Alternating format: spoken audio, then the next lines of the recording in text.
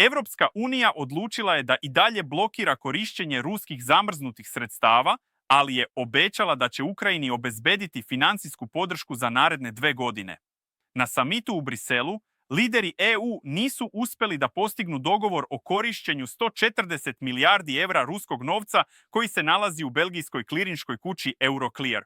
Belgija je izrazila zabrinutost zbog mogućih pravnih posljedica i rizika od tužbi. Predsjednica Europske komisije Ursula von der Leyen rekla je da je tema izuzetno složena i da se odluka odlaže do decembra dok se ne pronađu pravno održiva rješenja.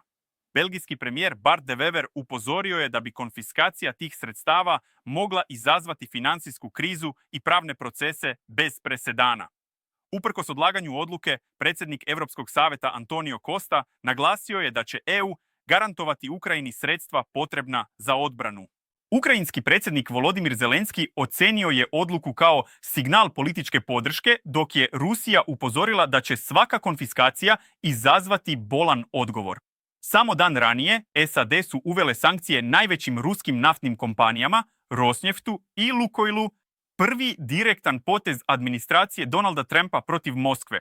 Kremlj je reagovao porukom da sankcije neće ugroziti ekonomiju Rusije.